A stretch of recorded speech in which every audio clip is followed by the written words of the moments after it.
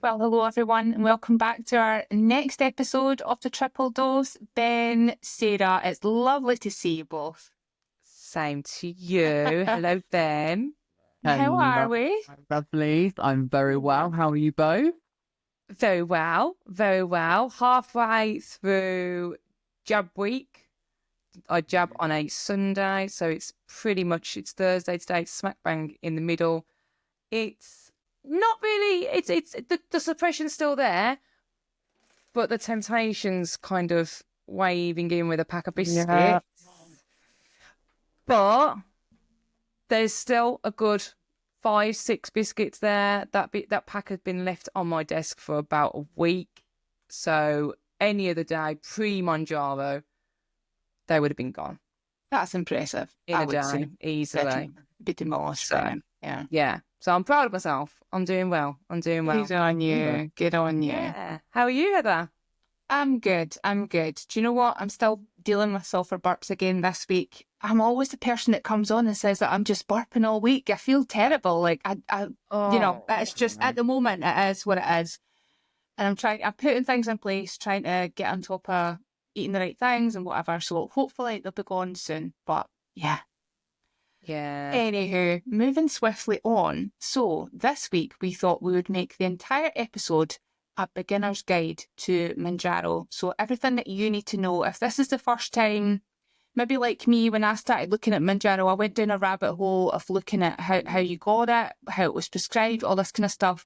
So what we wanted it to be was like a complete beginner's, I was going to say idiot's guide. No, not an idiot's guide, but a complete beginner's guide to everything Mounjaro and everything that you need to know. So it's like your one-stop shop for all the information that you need. Why don't we start off with any Mounjaro news from the week? Because I know there was a story in the news, wasn't there, this week?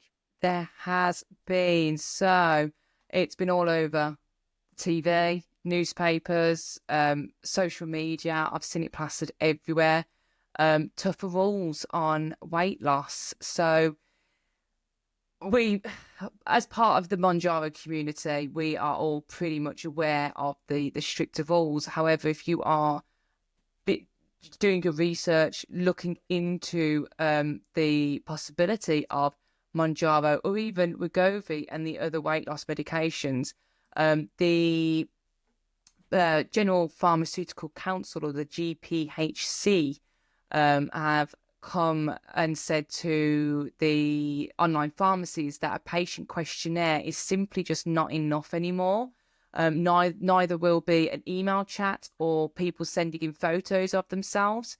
So if you're seeking jabs such as Wegovy, Mounjaro, or any other weight loss medication, there's a criteria now to meet, which is a online consultation, so face to face, but the video consultation has to be you on camera, the pharmacy prescriber on camera as well, and having a questionnaire of, is this the right medication for you? Do you meet the criteria? And being accepted in a more personal way, I'd say. Yeah. Yeah. And did I hear somewhere that there was, it had to be a certain length, the video call? Yeah, so it's a minimum of 20 minutes, this video call is. Wow. So 20 minutes? you got to book out some time in your calendar to make sure that you can attend the full length. Don't know what happens if it's 19 minutes, but minimum of 20 minutes required. And when you think about how long you would see, for example, your GP during an appointment, you're lucky if you've got maybe, 5-10 minutes max. Yeah. So I believe it's in place now. I'm not too sure. I'll be honest, I haven't ordered a new pen since this new regulation has come out. But as far as I'm aware, it's not the actual criteria that has changed. It is just the way that it's processed that's changed. Yeah, and I think it's important to say that it's affecting. I don't think it's going to be affecting existing Mounjaro users. This is just for new users, and I think the three of us all absolutely welcome this change. Yeah. I think it's if you've seen us on social media before, or watched previous episodes of our podcast, you'll see that we are very strict, and we advocate for the full transparency around the medication. So I think it's definitely welcomed, in my opinion, because I've heard some absolute horror stories of the wrong people getting hold of it. And so I'm looking forward to it. I think it will curb this small population of people who are getting it for the wrong reasons. Yeah. So I think it's definitely a good thing. Yeah, it was needed, wasn't it? It's been needed for a long time, so it's good to hear that that's finally come into play. But it seems to have all happened quite quickly. Like, they put that article out, and then it was pretty much immediately that was coming into effect. So it feels like a really short timescale. Yeah, it kind of felt there was no warning, but whether in the background, I don't know, they were discussing it. Obviously, they would have been discussing it for it to be signed off and finalised so quickly. But yeah, I agree. It was all very wham bam in the media, done. Now it's in action. So should we kick off into our little beginner's guide? We'll start from the very beginning. Yeah. Try not to miss anything out. But try. We do want to just add, though, we are not medical professionals. This is just facts of the criteria, and then our own personal journeys as well thrown in there. So, if you do have any serious questions, we do recommend and advise to either speak to your GP or reach out to an online pharmacy that you are thinking about ordering with and ask them any of the questions that you might have. So the criteria for the medication, as I understand it, and as I looked it up earlier, you will need to have a BMI of 30 or above. Now, there is a caveat to that. I think you can have a BMI of 27 to 30, but that's only if you have some other weight-related condition. And I'm not sure that I know what those are, but it's just to bear that in mind. Okay, so we've got weight-related health conditions include type 2 diabetes or pre-diabetes, high blood pressure, high blood fat levels. I'm guessing that would be through a blood test, obstructive sleep apnea, and cardiovascular disease. Okay, so there's quite a few there, isn't there? Yeah. I can't remember what my BMI was when I started. I think it was in the 40s somewhere. 46 maybe. Yeah, I think mine was 34. Yeah, I want to say mine was about 32, 33. So we all met the criteria. Is the main thing. Yeah. Tick. Yeah. One thing that I think we've all spotted as well, being TikTok users, Instagram users, even Facebook users, is the amount of people that are selling any of the weight loss medications, but specifically Mounjaro, illegally, basically, because a lot of them are not online registered pharmacies. They're selling it in like a salon or in little vials that you have to draw up yourself, and it's completely unsafe, completely not You have recommended. no idea what it is. No. And I think it's really important to sort of stress that, like with controlled drugs, these people who go out and sort of take tablets or anything like that, and that you don't know what's in them. No. Simple as that. You're not getting something from a pharmacy or like, for example, a shop like Tesco, where they're giving you sealed units. You have no idea what you're putting into your body. And I think 90% of the time this stuff is not Mounjaro. Yeah. And it's a serious medication, do you know what I mean? That's why it is a prescription medication. So I would never, personally, and I don't think anybody else should ever take the risk with this unlicensed medication. I think there are enough risks already when you take this medication legally, responsibly, ethically, whatever you want to call it. For someone like us three, who do get our medication from registered pharmacies in the UK, there are so many risks around that as it is. So to then try and access a medication that's a clone or a copy, you are just asking for trouble. And it's really dangerous. I mean, I've unfortunately read a lot of horror stories. I've had people message me and they're saying, oh, and this isn't against the community, but it's just about, this is what they've said, all my lash technicians offered at me, or my Botox ladies offered at me, or the guy that does my massage is offered at me. And it's like, no. I even hear people say my nurse practitioner has offered it. It's and then you think, oh, nurse practitioner, yes, that's somebody who you should trust. And I'm not saying these people are all dodgy, that's not what I'm saying, but definitely when it comes to this, even a nurse is not the person who should be prescribing this. No, absolutely. The one thing that I always, with any medication, it's not just Mounjaro, but you're putting it into your body, if you don't know what it is, are you really going to put your body through something that could potentially kill you? Like, if you don't know what it is. Yeah. And would it be controversial to say, maybe, that the people who are buying this medication through these places are normally the people who don't need the medication or who the medication isn't aimed at? Yeah, I think there's a large proportion of people definitely that are obviously, they're getting told that I'll take this. You read about these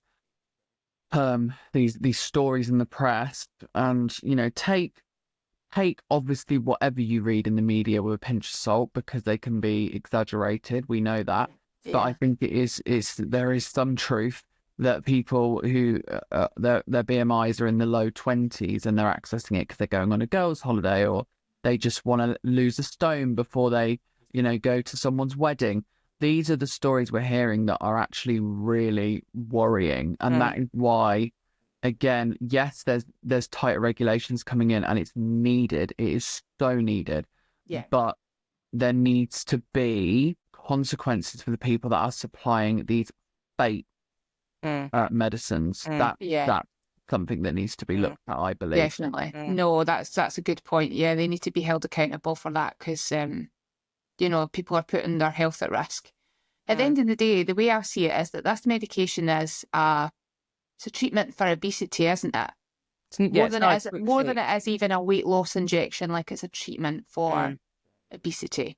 And if you don't need that treatment, like any other, you wouldn't take treatment for anything else that you didn't have. Like, I don't think you should be using the medication. Like, it's not for those people. And I think as responsible people who are coming online and sharing our story, we have to do that bit. Because, it would be irresponsible of us just to come on and be like, this is the best thing ever. We need to make sure that you're aware. And I mean, we've all obviously gone through the official regulated means to get this medication. So as much as we probably all started out with different pharmacies, the process is broadly the same for all the pharmacies. So the first thing I looked at when I went on the pharmacy that I used initially, when I went on their website, is I was looking for their pharmacy number, which I believe should be somewhere on their main page. It should be visible.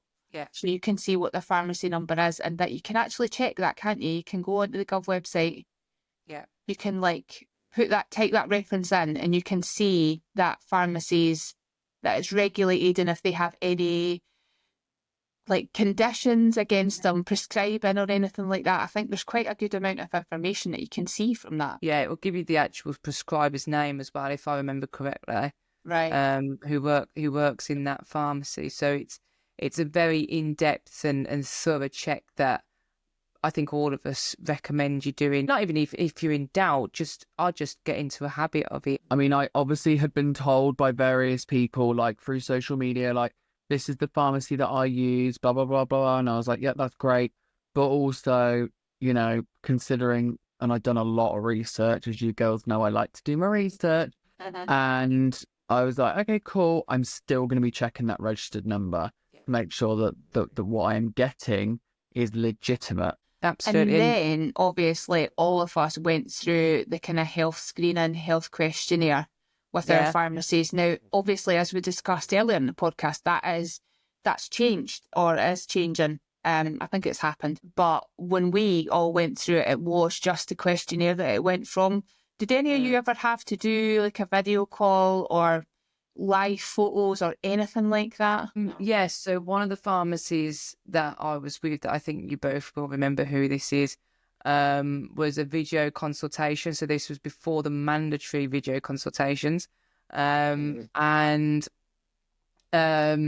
no, take a step back. It was first a phone call, and then it was a booking in for a video consultation. It was a lot more personal because, you know, I got to have that chat with the prescriber, and he got to see me and ask like questions from me. And I'd already been on Mounjaro as well for a good couple of months before I decided to move over to a different pharmacy. So it was about ensuring that this was still the right path for me as well. And I'll be honest, it was a lot more approachable than just filling out a form.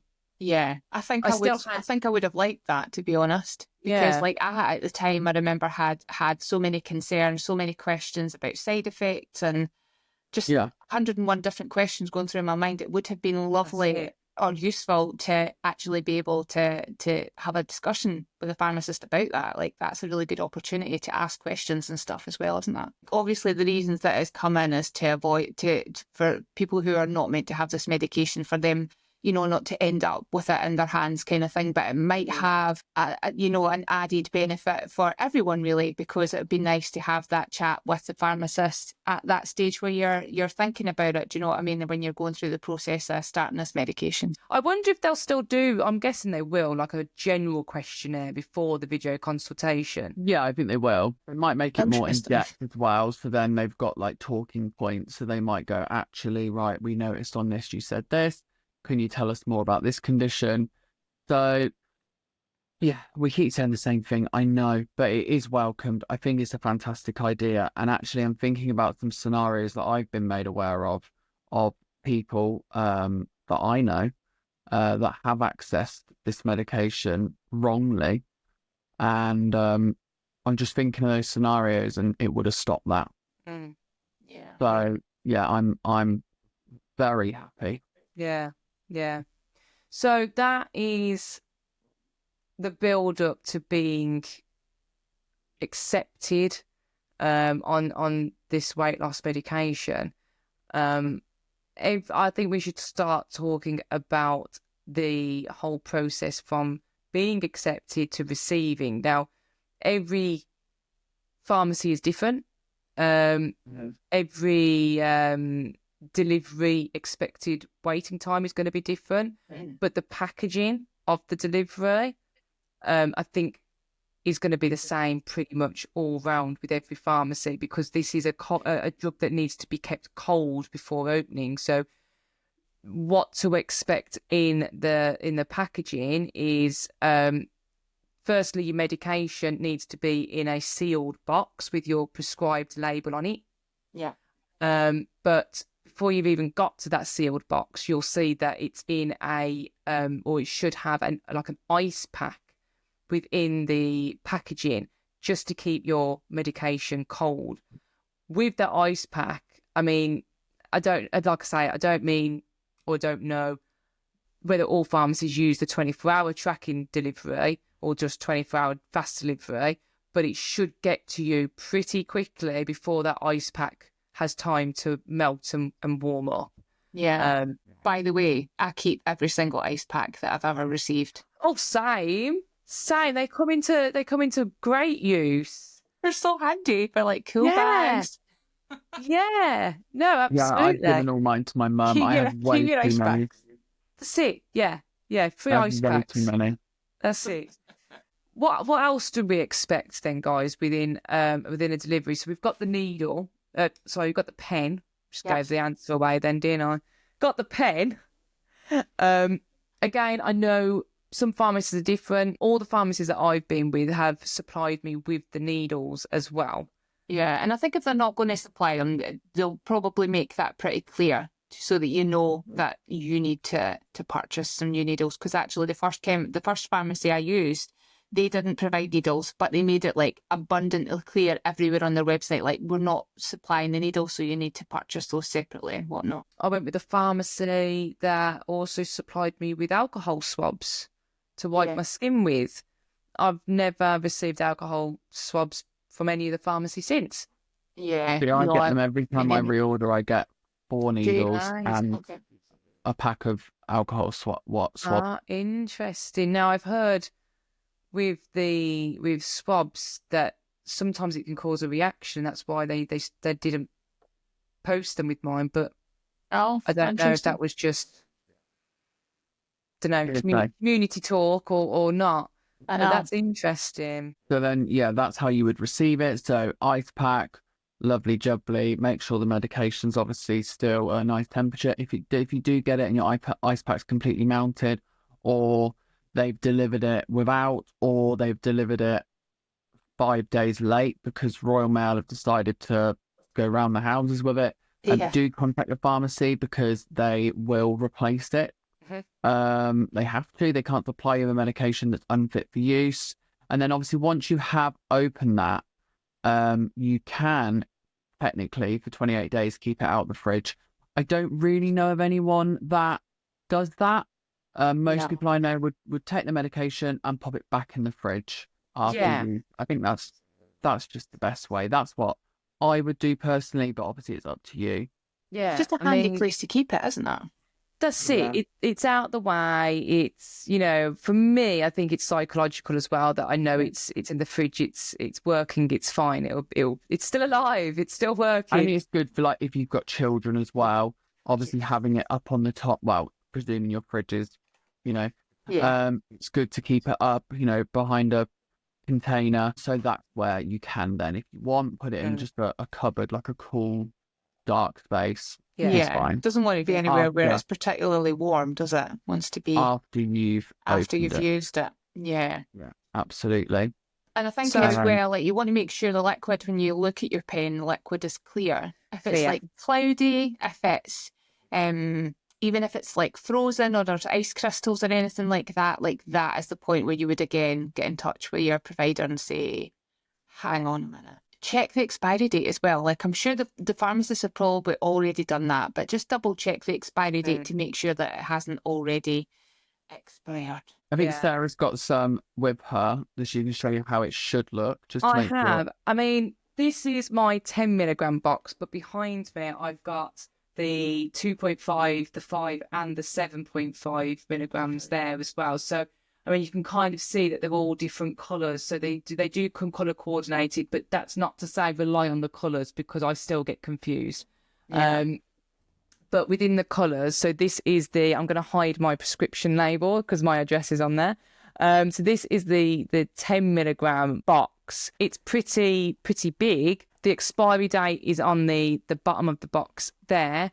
And every box, like I said earlier, should have your prescription label on it with your name, the dose, and how to administer it. So once a week, and increase the dose every 4 weeks, which is something that we'll come on to later on. And then the actual pen itself, I don't know if you can see that. There you go.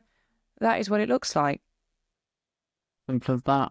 It's wild to me that it actually has that little thing you get on a pen and you could clip it onto a clipboard or something. I know. Yeah, I just don't get that. I'm not going to be clipping it onto my shirt pocket and wandering around the house with it. But yeah, it's as simple as that. And it baffles me, looking at that when that first arrived to me back in June 2024. I'm going to just show you now. This is thousands of pounds. And then them 3 behind me and the one that I'm still using at the moment. So it just still baffles me that's what's changed my life. I know. Still. Just simple little thing, isn't it? Simple little pen. It's mad, isn't it? And now, obviously, I think, I don't know if we've mentioned it, I don't think so, but that pen contains 4 doses, so you've got enough for 4 weeks worth of medication in that.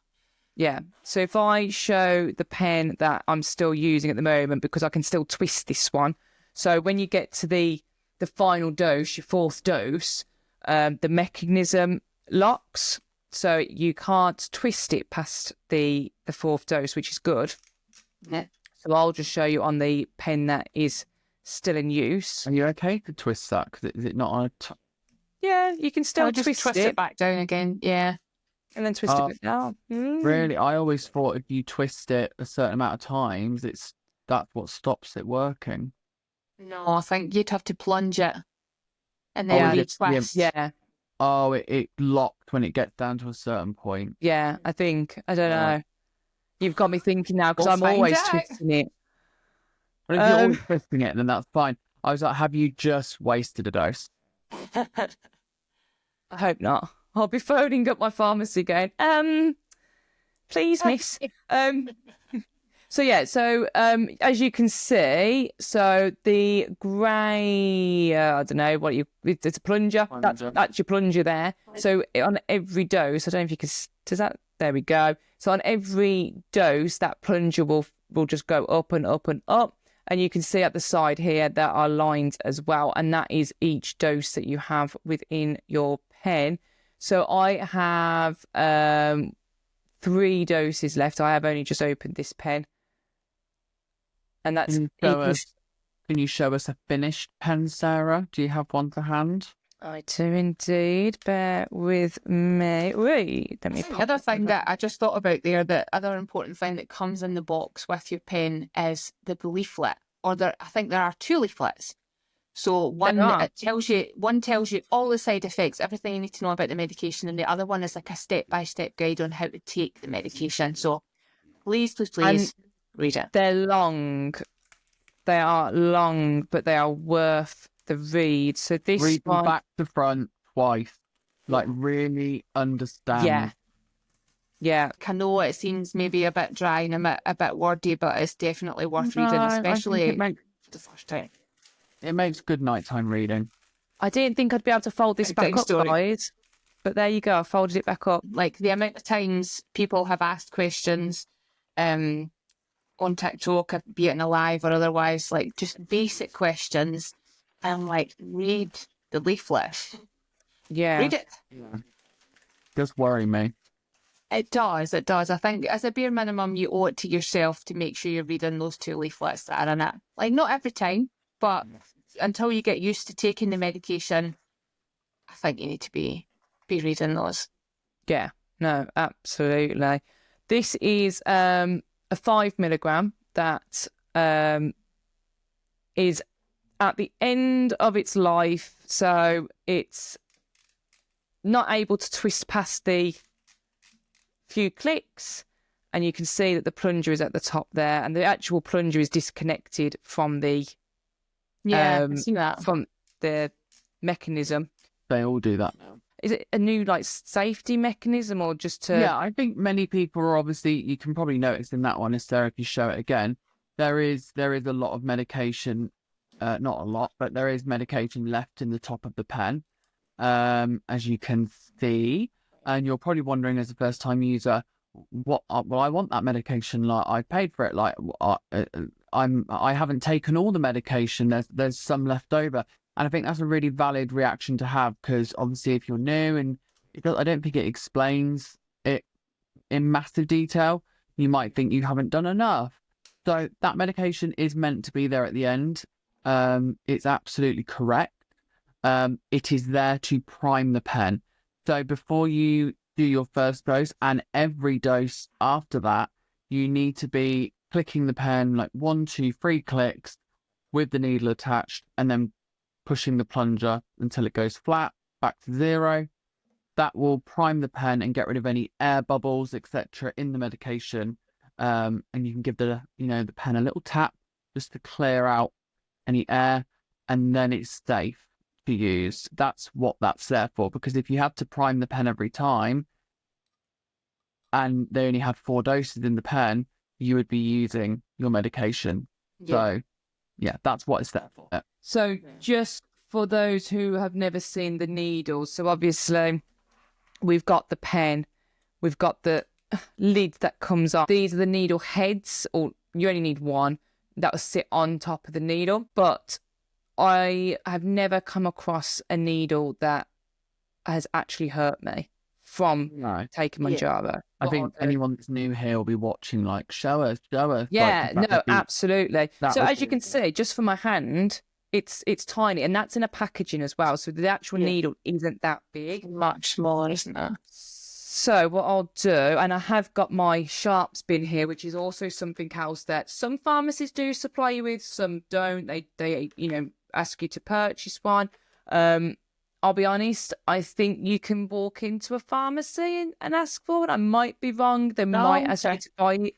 I might be wrong though there. However, to pop the needle onto the pen, so I've taken the little paper slip off to begin with, and then inside you can see there is a.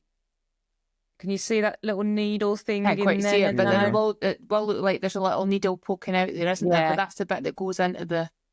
That's it. So you just want to make sure that it's straight and not bent. And then you push it all the way in. You twist it until you can't twist it no more. And then you pull the cap off. So that's the lid, the plastic casing. Take that little plastic sheath off.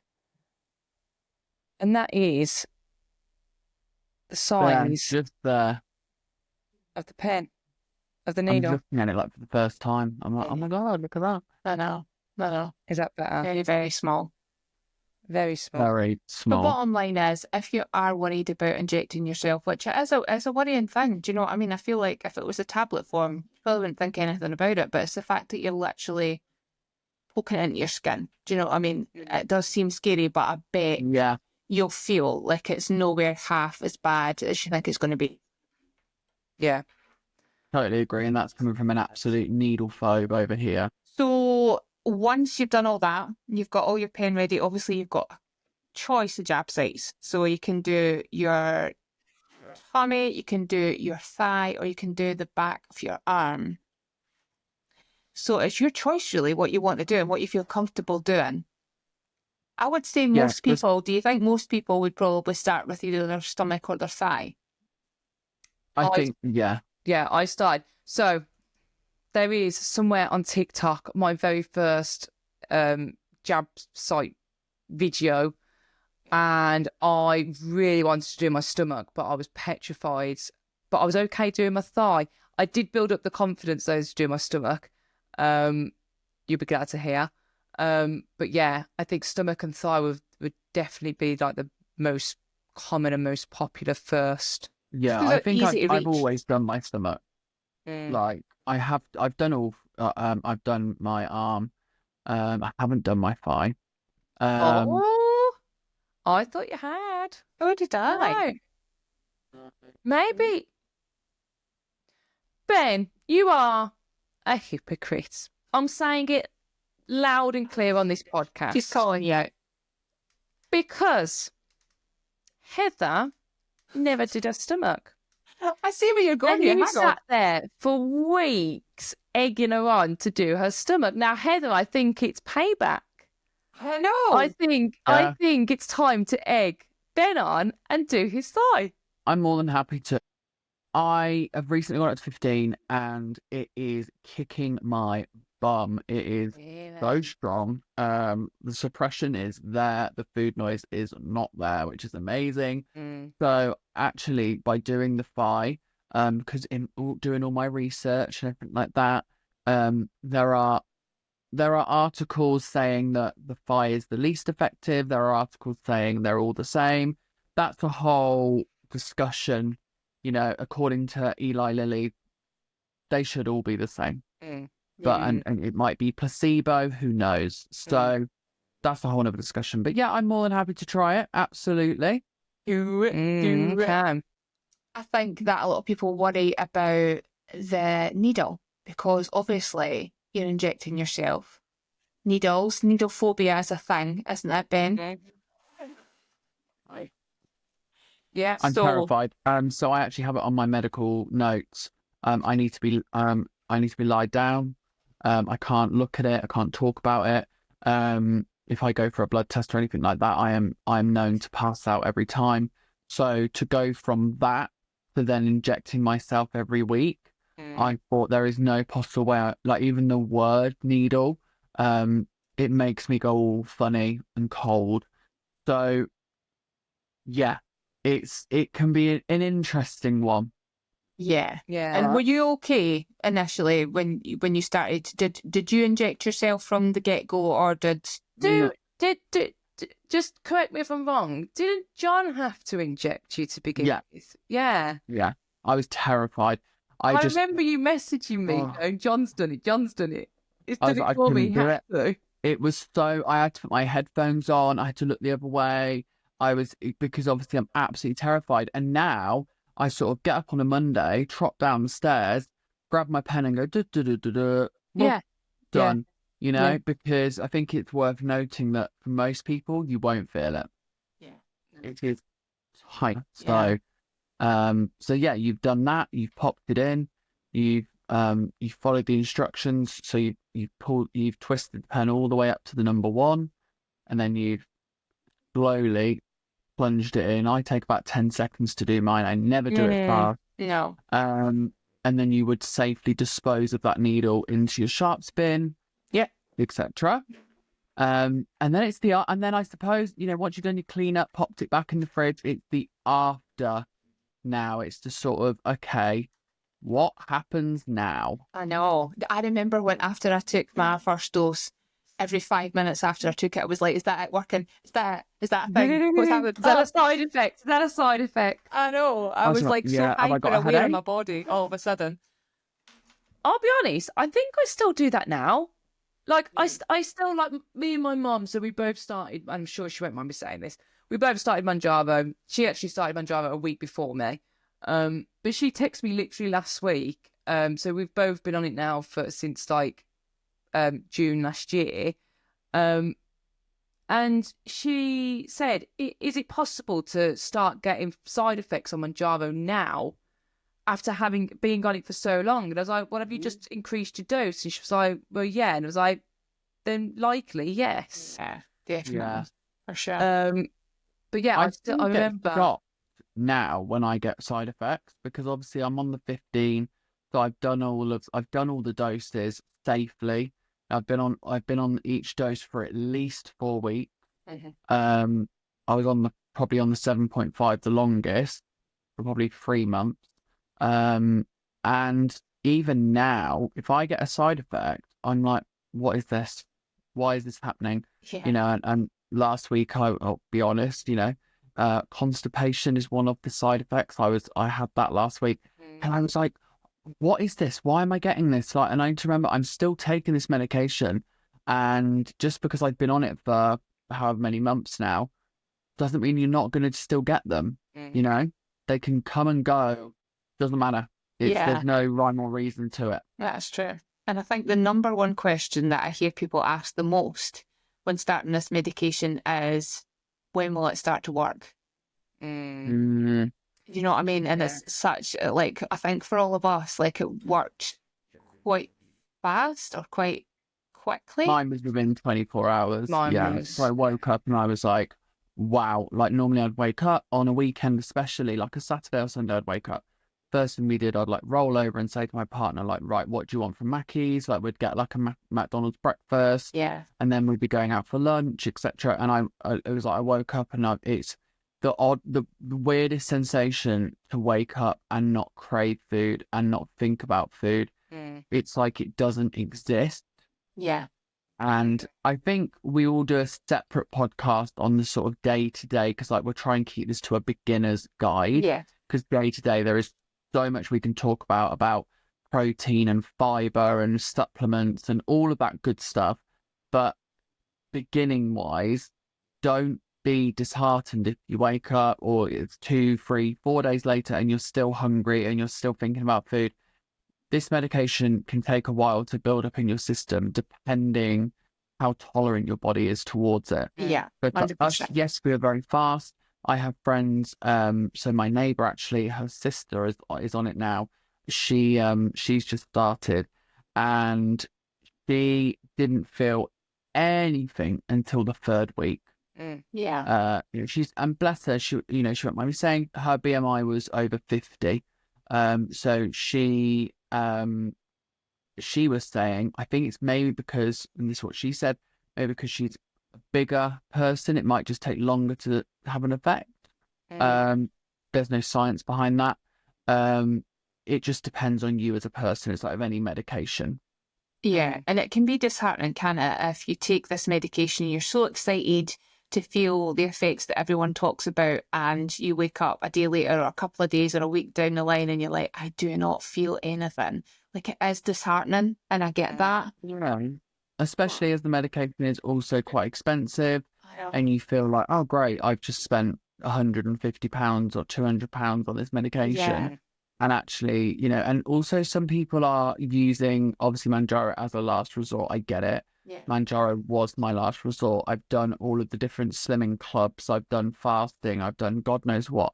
So Mounjaro, injecting myself with a needle phobe, injecting myself with a very expensive medication is the last thing I want to be spending my money on. Yeah. So I get why you would feel disheartened, because you can build yourself up to it for so long. Like, you might do months of research like I did. Yeah.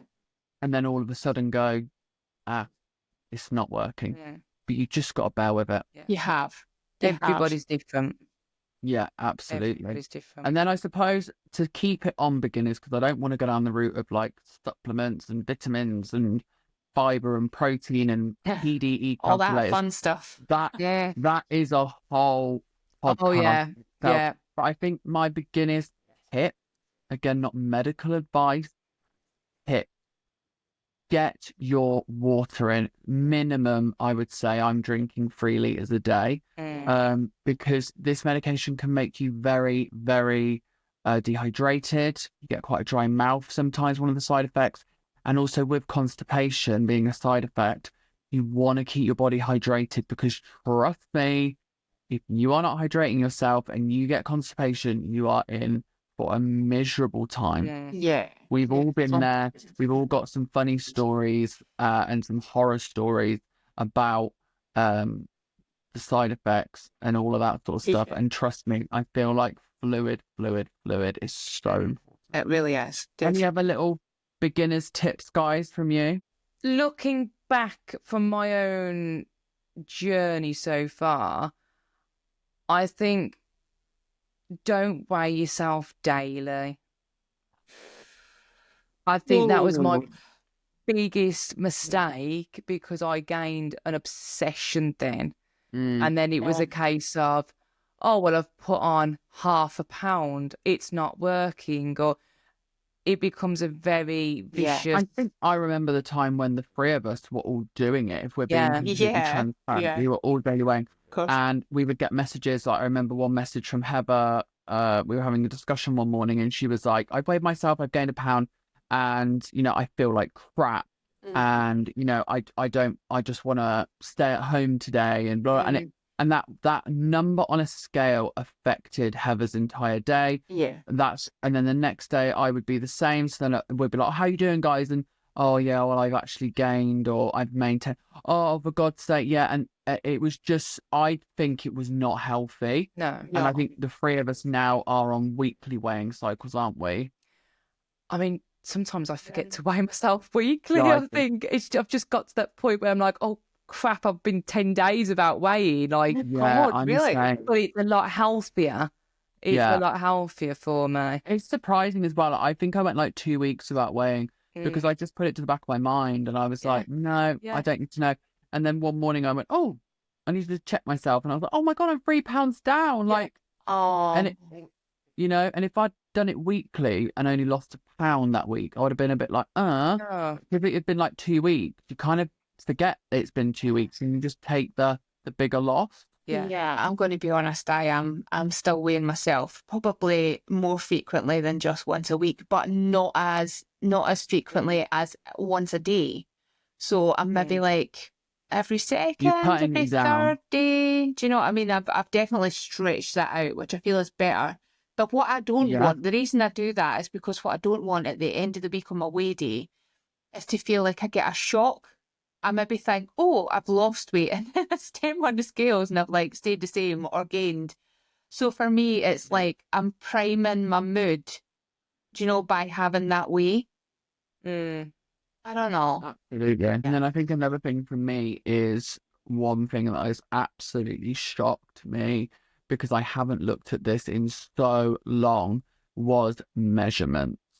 So I took my measurements day one of starting Mounjaro, and I am so, so glad I did. I can't stress this enough, because when I have my crappy days, when I have my crappy week, and that's not just Mounjaro related, that's life in general. Actually, last week, I was having a bit of a wobble, and I'm going to be honest, and I just felt like I've lost all this weight, and I just wasn't appreciating it, I don't think. And I was like, do I need to lose a bit more? Like, trust me, these feelings come and go. Yeah. And I was like, have I come as far as others? You can't, you've got to, like, you do compare yourself. It's natural, it's a human thing. So I got the tape measure out in my kitchen, and I thought, I went through my notes. I went right to the beginning. I went, right, how big actually was I? How far have I actually come? Started putting it around my neck, around my arms, around my stomach, around my legs. And I just was so happy afterwards, because I was like, wow, actually, you have come so far. Yeah. And so days like that, or when you do have a gain in a week or something like that, it's good to have those measurements to hand. Yeah. Your So measurements might have tangible as changed. well. Like, I feel it's something you can see. Do you know what I mean? Yeah. Sarah, you did a video, and I remember it stuck in my mind, where you looked back on your measurements, and you actually put the tape measure to where it was at the beginning. And the difference between where the tape measure was to where, like, your tummy, for example, was at that point. Like, to see that, it's like a really good way of measuring, like, your success, doesn't that? Definitely. Back pre-Mounjaro, I knew I was big, but I didn't think I was that big, if that makes sense. And then when Everyone I put that says that. tape, when I put that tape measure around me, and then I look back at photos, which is something else that I'd recommend as well. Yes, photos, definitely. Take before photos, but I say before photos, but take photos of you at the start of your journey, because you will see such a transformation, whether it be from just a face photo to a whole body photo. Just take photos. Yeah. Because I did that. they're game changers. I took a picture in my underwear.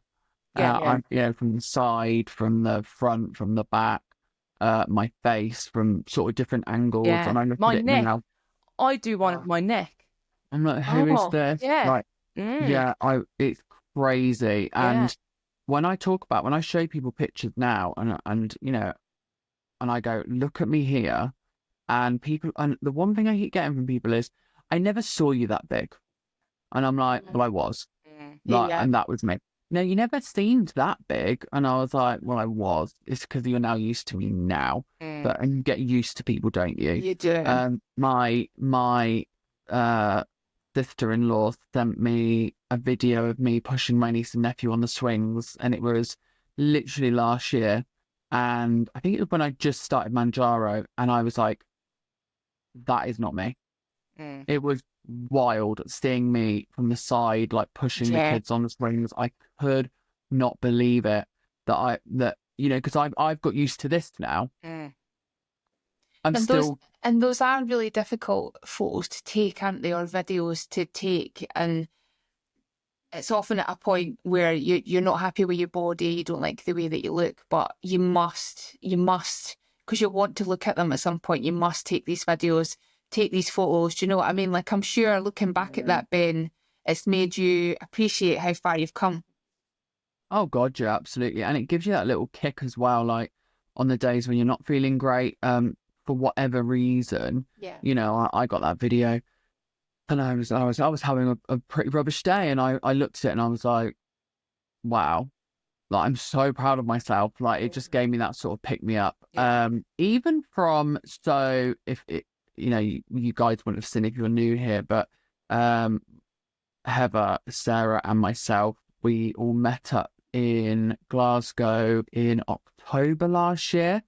And that video, don't even ask how or why, came up on my For You page today. Really? Yeah, it was yours. I was like, what? And I rewatched it, and even from then to now, and even then I thought I was a really good size. And even then, and I look at it now, and I'm like, and I don't think anything really has changed since then. Yeah. And then I look at it now and I'm like, oh my God. Again, the difference. Like, Yeah. it's good to have that on file, those pictures, those videos, all of that, the measurements. It really does spur you on. I hope this has been useful for everyone. If you are Yeah. thinking about trying the medication, if you're like we all were, kind of as a last resort, this was like the one last thing to try. But yeah, if you are just at the beginning of your journey, huge amount of luck from all of us. Like, go smash it, definitely. And if you have any questions that obviously we haven't answered, there'll be lots, I'm sure. Do drop them in the comments below. We will try and reply to you. Yeah. Or just pop us a message. Yeah, We're definitely. always here to chat. Can we talk about next week's episode? I don't know if we'll have questions at this point, but I would love to have like a kind of open the floor to everybody to maybe ask questions or provide us with little anecdotes or stories. Why love don't you that. ask in the chat? I think we should earmark next week's episode for a get in touch. Like, let us know your stories, your funny, horrible, anything, questions, anything. I think we should do that. Questions, embarrassing stories, successes, anything you want to shout about. Yes. I think we will have an episode before we go into our next collection of episodes.